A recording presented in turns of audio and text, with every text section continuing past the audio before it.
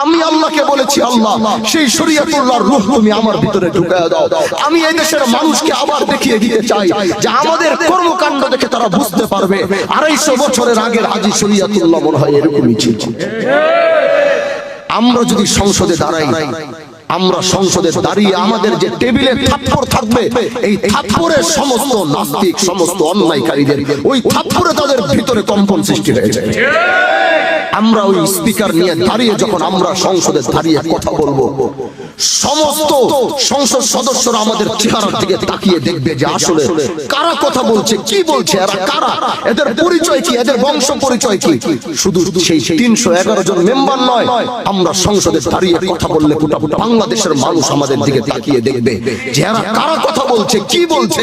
কারণ ওই জায়গায় আল্লাহর উপরে শপথ করে বলতে পারবো, আমাদের মতো হামজালারা যদি ওই জায়গায় থাকে, ইসলাম বিদ্বেষী কোনো আইন পাশ করবে, হয়তো আমি মরে যাব, না হয় সেটা কোনোদিন পাশ করতে দেব না।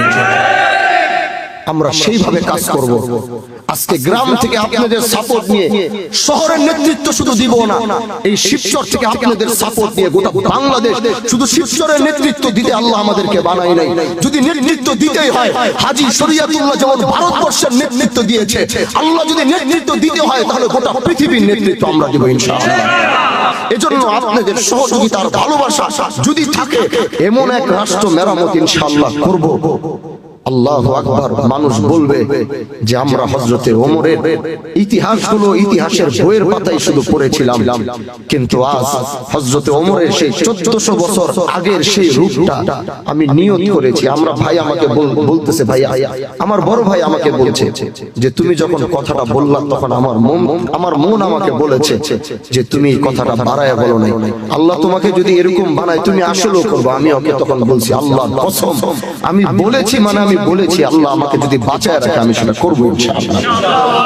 এজন্য ইনসাফ আর ন্যায় ভিত্তিক সমাজ গড়ার জন্য, মাদক মুক্ত করার জন্য, মা বোনদের নিরাপত্তা নিশ্চিত করার জন্য, গরিবের পক্ষে কথা বলার জন্য, বিচার টাকা খাওয়া বিচারকে বন্ধ করার জন্য, এই সুন্দর একটা সমাজ গড়ার জন্য সরকার আমাদের কোনো টাকা দিবে না।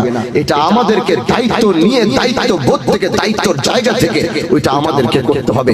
এবং আমি আপনাদেরকে সেই আশ্বাস, সেই ভরসা আমি আমার মা বোনদেরকে দিচ্ছি, আল্লাহ যদি কবুল করে, এখনো যেমন আপনাকে আপনার নিরাপত্তা সুনিশ্চিত করার জন্য আমরা লেগে আছি। আমরা নির্বাচিত হলেও আপনার নিরাপত্তা নিশ্চিত করব। আমরা যদি নির্বাচিত নাও হই তাও আমরা আপনাদের নিরাপত্তা নিশ্চিত করব। আমরা যদি নির্বাচিত হই তাও আমরা মাদকের বিরুদ্ধে আমরা সংগ্রাম করব। যদি আমরা নির্বাচিত নাও হই তাও আমরা মাদকের বিরুদ্ধে সংগ্রাম করব। আমরা যদি নির্বাচিত হই তেমন আমরা গরিবের পক্ষে কথা